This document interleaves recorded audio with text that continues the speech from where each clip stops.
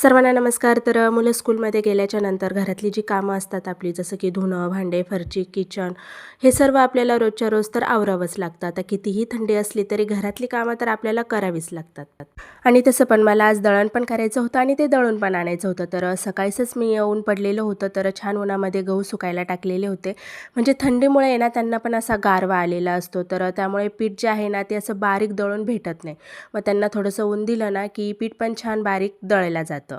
आता भांडे माझे घासून झालेलेच होते आणि मग नंतर मी किचन धुण्यासाठी घेतलेलं होतं. तर घरातल्या कामांमध्ये सर्वात महत्त्वाचं जे काम आहे ना माझं, ते किचन धुणं असतं. म्हणजे कितीही काही झालं तरी मी किचन अगदी पहिल्यांदा धुते.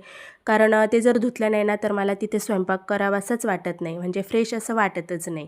तर त्यामुळे ते मी आधी धुवूनच घेते. आणि तसं पण आज सर्व कामं आवरली ना, की मला जायचं होतं माझ्या चुलत जावेकडे.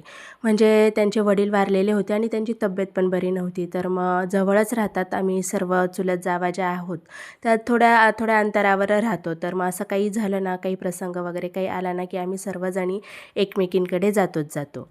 तर मला आहे ना, एकटीला जायला खूप कंटाळा येतो. तर आता दळण वगैरे करायचं आहे मला. आता दळण आणि काम सर्व आवरून होईपर्यंत मुलांच्या स्कूलमधून येण्याचा टाईम पण होऊनच जातो. मग आता विवान स्कूलमधून आलाच आहे. तर माझं चाललेलं होतं इकडे दळण आणि विवानची चाललेली होती मस्ती. मग काय, तेच त्याला रागवण्याचं, बोलण्याचं काम माझं चाललेलं होतं नेहमीचंच. तर इथे दळण वगैरे झाल्यानंतर ते दळायला घेऊन गेली आणि मग तशीच विवानला पण घेऊन गेलेली होती माझ्यासोबत. तर दळण इथे मी गिरणीमध्ये टाकलेलं होतं. तर दळण दळून होईपर्यंत आम्ही आलो माझ्या चुलत जावेकडे. तर तिथे माझ्या चुलत सासूबाई वगैरे होत्या आणि मग छान आमच्या गप्पा वगैरे रंगल्या, इकडच्या तिकडच्या गप्पा गोष्टी व्हायला लागल्या.